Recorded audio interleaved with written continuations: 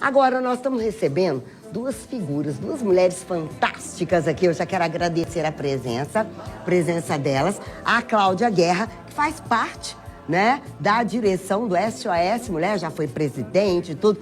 Uma das fundadoras do SOS Mulher, e a Tenente Camila, da Polícia Militar. Eu as convidei para a gente bater um papo, né, sobre esse dia tão importante.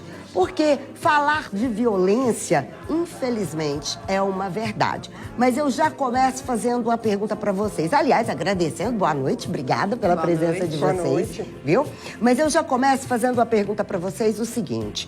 Mulheres, o que mudou desde a guerra lá, desde a época da guerra industrial, de lá para cá?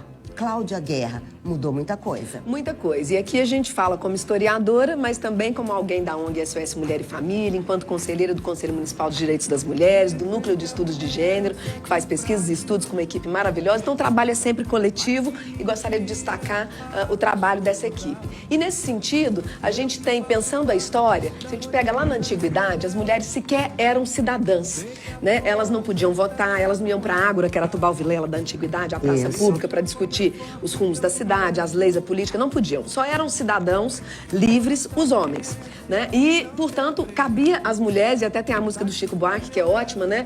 Mulheres de Atenas, né?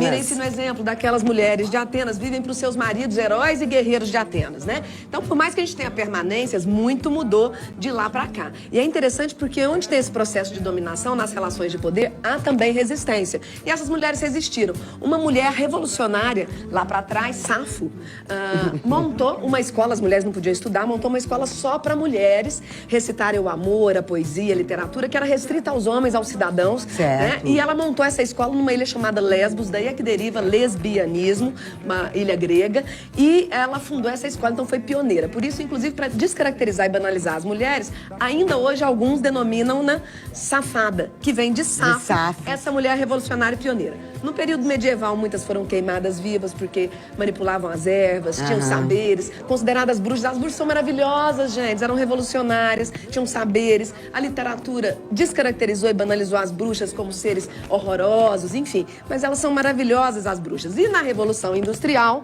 eu tô pulando muitas etapas dessa história toda, para ser breve, que eu sei que o programa é curto, a gente tem uma das versões do 8 de março, Dia Internacional das Mulheres, é essa de 1857, quando numa fábrica de tecidos, as operárias se reuniram, 120 operárias, fizeram a primeira greve conduzida por mulheres, reivindicando questões que a gente avançou e outras que a gente ainda permanece com problemas, licença maternidade, igualdade salarial com os homens, melhores condições de trabalho e de vida. Os patrões fecharam essas mulheres, cadeado, puseram fogo, elas morreram queimadas vivas. Então, trazer à memória, comemorar é trazer à memória, fazer esse balanço que a gente está fazendo aqui. Então, parabéns à TV Vitoriosa, um prazer estar com a Camila para a gente compartilhar um pouco dessa história.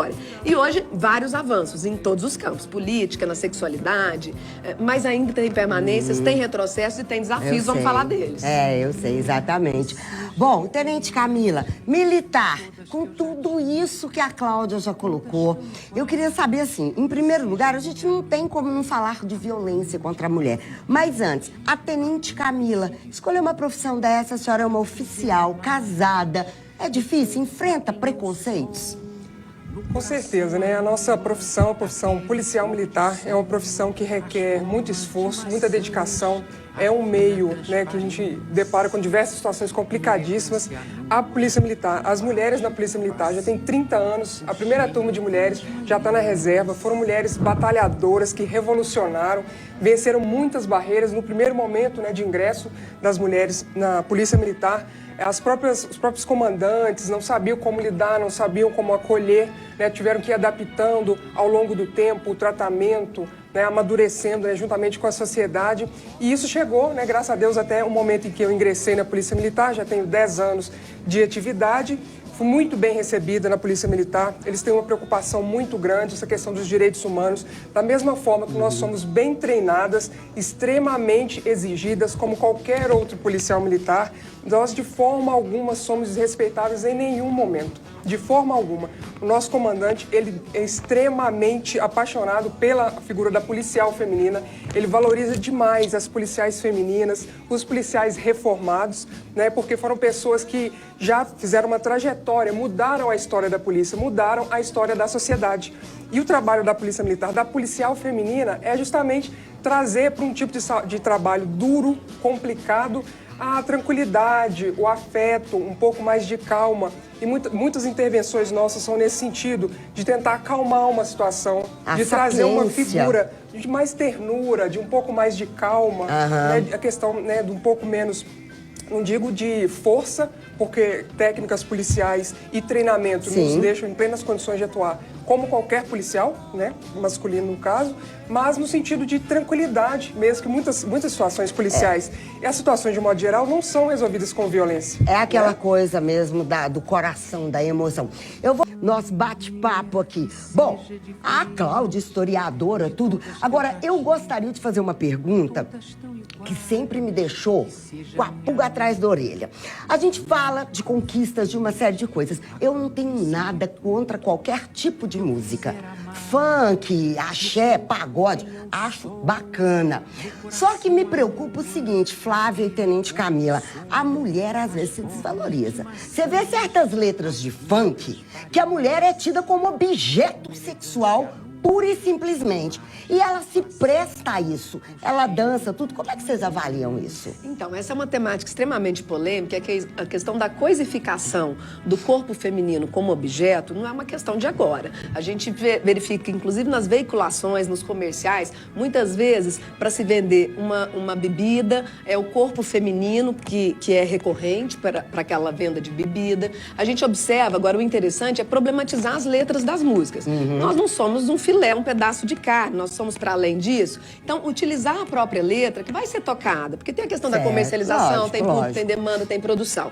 Mas problematizar, inclusive no âmbito da educação, enquanto professora, educação formal e informal, vamos problematizar isso daqui. O homem é tigrão, a mulher é cachorra, é popozuda, um tapinha não dói? Opa, dói sim. Né? A não ser que seja consenso numa relação sexual prazerosa e que tá, beleza. Mas fora isso, dói sim, e é crime, tem a Lei Maria da Penha, tem a lei do feminicídio, a violência não é só física, é física, sexual, psicológica, emocional, moral e patrimonial. Então essa perspectiva e essa objetificação não é só do feminino, a gente já verifica no masculino. Quando um homem é colocado num comercial e aí você passa a mão nele, como se ele fosse um papel higiênico, né? Ou a mulher associada a eletrodomésticos, também numa concepção de naturalizar algumas funções e alguns papéis que a gente sabe que são construídos nas relações de poder e que acabam dicotomizando e fragmentando, colocando que lugar de mulher é em alguns espaços e homem, e a gente luta, e a frase do momento é que lugar de mulher é onde ela quiser. Nós tivemos recente, na Itália, campeonato de vôlei, uma transexual que abriu precedente agora para outras. Para uma transexual que se vê como feminina, com identidade feminina, tem o direito de jogar no feminino do vôlei. Então nós temos mulheres hoje pilotando avião, nós temos mulheres na polícia, nós temos mulheres em campos mecânicas, como é que fala de mão de obra na construção civil, gente? Ô, Claudinha, eu vou te interromper só um minutinho, Tenente Camila, depois eu até quero voltar sobre isso. Abrir, a gente vai para um rápido intervalo, a gente falar inclusive dessa questão da violência contra a mulher. Pode me esperar, eu já volto 8 de março, Dia Internacional da Mulher. Gente, voltando aqui com o nosso bate-papo, Tenente Camila, a Claudinha falou mesmo uma série de coisas e com relação à violência, porque não dá para não falar sobre essa questão da violência. Eu queria que a senhora falasse um pouco sobre isso. Tem alguns dados? Temos, com certeza. Realmente, a Polícia Militar toma conhecimento, né, de diversas ocorrências envolvendo, né, as tipificações ligadas a crimes contra a mulher. Infelizmente, os números são números bem expressivos. A gente depara com cada situação extremamente complicada, né? Que a gente tem que ter um preparo emocional, psicológico grande para poder conseguir ouvir a história dessas mulheres e conseguir ajudá-las. Mas os números são grandes, mas a gente sabe que eles são subnotificados. Quantas mulheres são vítimas de violência dentro de suas casas e não têm coragem, às vezes nem identificam que estão sendo vítimas de violência, né? É o medo.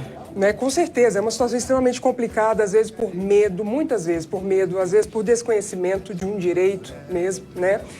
Mas a gente, com um trabalho super árduo, todo dia lutando com os nossos parceiros, a Cláudia, o SOS Mulher, trabalhou conosco por muitos anos, o Centro Integrado da Mulher, Defensoria Pública, Polícia Civil, Ministério Público, trabalhamos diuturnamente. Toda uma rede, com né? certeza. Nós temos uma rede de enfrentamento. As mulheres têm um local para buscar esse apoio. A gente conseguiu, no ano de 2015, comparando 2014, fechar com uma redução. Conseguimos reduzir o número de registros em 9,14%. É um número muito considerável. Né? Inclusive tem uns números aí, o pessoal da própria polícia pode até pegar aí, ô Tenente Camila, a senhora passou uns dados, né? De um modo geral, violência contra a mulher, violência doméstica, no Com geral. certeza. As naturezas, né, de ocorrência que mais chegam ao nosso conhecimento é ameaça, né, e os crimes de via de fato, agressão. As mulheres são constantemente vítimas de ameaça, de agressão, isso aí que vale a 70%, né, das ocorrências que chegam, né, para a Polícia Militar. Dentro dessas ocorrências, né, o que às vezes choca mais por tomar ainda um grande vulto, gerar uma crise, né, até um sofrimento gigante para a família, é a questão do homicídio. Mas o homicídio, ele é um número pequeno, quando chega a via de fato de ocorrer o homicídio. Coisa de 0,5%, 0,55% do total. As ocorrências de homicídio, elas têm grande destaque, mas são, graças a Deus, são poucas ocorrências, né, de homicídio. Inclusive, eu quero até aproveitar, Tenente, deixar claro, porque hoje nós falamos sobre isso no colégio da André Potim, e só lembrando, viu, gente, daqueles casos que foram mostrados, Veridiana, Késia e tal. No caso da Veridiana, era um policial... O caso da Veridiana era um policial militar apaisano que estava de folga e ele está preso desde que o fato aconteceu. Ele só não foi julgado Inclusive, ainda, nós né? fizemos toda uma manifestação no cemitério, né, uma mobilização para visibilizar esse caso e os outros 15 a 17 que nós tivemos no ano de 2015 de assassinatos em Uberlândia. Bom, gente, eu quero agradecer a participação de vocês em nome da Rede Vitoriosa. Parabéns para vocês. Muito obrigada. Eu queria que vocês